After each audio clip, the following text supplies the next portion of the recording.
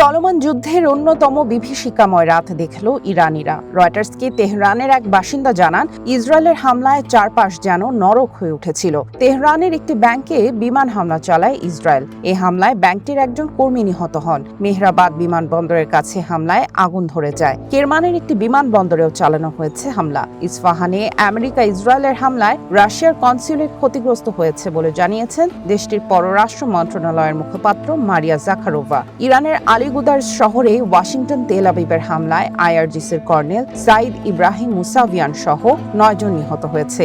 পশ্চিম ইরানের একটি লঞ্চ সাইটে হামলা চালিয়ে একটি ড্রোন ইউনিটের বেশ কয়েকজন সেনা নিহতের দাবি করেছে ইসরায়েলি সেনাবাহিনী। ভবিষ্যৎ হোক নিরাপদ, বিনিয়োগ হোক বিশ্বস্ত, আর আমার পছন্দ সল্ট বে। ওয়েলকাম টু সল্ট বে। ইরানের পাশাপাশি লেবাননেও হামলা চালিয়ে যাচ্ছে ইসরায়েল। বৈরুতের বিভিন্ন আবাসিক ভবন লক্ষ্য করে চলছে হামলা। সেখানে হিজবুল্লাহর ঘাঁটি লক্ষ্য করে হামলার দাবি করেছে ইসরায়েল বাহিনী।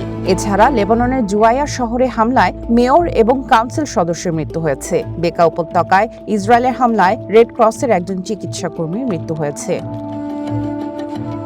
পাল্টা জবাবে ইসরায়েল এবং উপসাগরীয় দেশগুলোতে যুদ্ধ শুরুর পর থেকে সবচেয়ে তীব্র ও শক্তিশালী মিসাইল ও ড্রোন হামলা চালিয়েছে ইরান। বুধবার ভোরের আলো ফোটার আগেই ইসরায়েলে ক্ষেপণাস্ত্র ছোড়ে ইরান। ইসরায়েলের আকাশ প্রতিরক্ষা ব্যবস্থার বিকট শব্দে কেঁপে ওঠে পুরো অঞ্চল। ইসরায়েলের বন্দর শহর হাইফা, তেল আবিব ও জেরুজালেমে হামলার দায় স্বীকার করেছে ইরানের ইসলামিক রেভলিউশনারি গার্ড কর্পস। এক বিবৃতিতে আইআরজিসি জানায়, ইসরায়েল এবং আমেরিকার বিভিন্ন ঘাঁটি লক্ষ্য করে সবচেয়ে তীব্র ও শক্তিশালী 37তম দফার হামলা চালানো হয়েছে।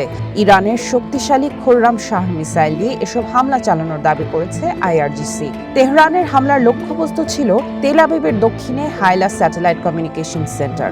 এছাড়া বের ইয়াকুব, পশ্চিম জেরুজালেম এবং হাইফার বিভিন্ন সামরিক স্থাপনা লক্ষ্য করেও হামলা চালানো হয়।